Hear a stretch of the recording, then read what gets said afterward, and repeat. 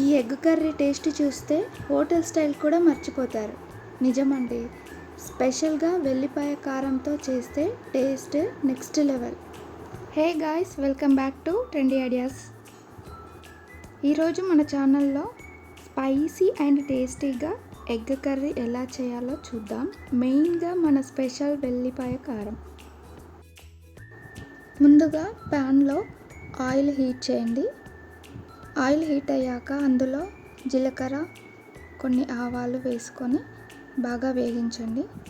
ఇవి వేగిన తర్వాత ఇందులోకి మనం చిన్నగా కట్ చేసుకున్న ఆనియన్స్ని వేసి బాగా ఫ్రై అవ్వనివ్వండి. గోల్డెన్ బ్రౌన్ కలర్ వచ్చే వరకు ఫ్రై చేయండి. అందులోకి కర్రీ లీవ్స్ని యాడ్ చేయండి. ఇప్పుడు మనం వెల్లిపాయ కారం ఎలా ప్రిపేర్ చేసుకోవాలో చూసేద్దాం. ఫస్ట్గా ఒక చిన్న రోల్ ఉంటే తీసుకోండి. అందులోకి 2 టేబుల్ స్పూన్ల కారం వేసుకోండి. కల్లుప్పు తెలుసు కదండి, కల్లుప్పు ఒక 1/2 స్పూన్ వేసుకోండి, సరిపోతుంది. అందులోకి కొన్ని వెల్లి రెబ్బలు వేసుకోండి.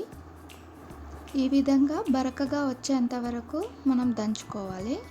మనం ఈ ప్రాసెస్ మిక్సీలో కూడా చేసుకోవచ్చు, కానీ మెత్తగా పట్టకుండా వీడియోలో చూపిస్తున్న విధంగా బరకగా పట్టాలి. ఇలా ఉంటేనే మనకి వెల్లిపాయ కారం టేస్ట్ వచ్చేస్తుంది. ఆనియన్స్ వేగిపోయాయి కదా, ఇప్పుడు మనం టర్మరిక్ యాడ్ చేసి మిక్స్ చేయాలి. మన హైలైట్ వెల్లిపాయ కారం యాడ్ చేయండి. ఈ కారంని 2 మినిట్స్ వరకు వేయించండి. ఈ విధంగా బాగా వేగిన తర్వాత కొంచెం వాటర్ యాడ్ చేసి గ్రేవీ ఫామ్లోకి తీసుకొని రావాలి. వీడియోలో చూపిస్తున్న విధంగా బాగా మరగనివ్వాలి. ఇలా మరగనిస్తే మనకి గ్రేవీ ఫామ్ అవుతుంది. ఎగ్స్ యాడ్ చేసి కారం బాగా అబ్జర్వ్ అవ్వడానికి స్లోగా కుక్ చేయండి. మనం ఇలాగ స్లోగా కుక్ చేస్తే వెల్లిపాయ కారం, సాల్ట్ అన్నీ కలిపి అబ్జర్వ్ చేసుకుంటుంది. ఇలా మూత పెట్టేసి ఒక 5 మినిట్స్ వరకు అలాగే వదిలేయండి, కలపకండి. 5 మినిట్స్ తర్వాత ఒకసారి ఇలా కలిపేసేయండి. చూడండి ఎంత రిచ్గా, ఎంత స్పైసీగా ఉందో. కలర్ కూడా సూపర్గా వచ్చింది కదా.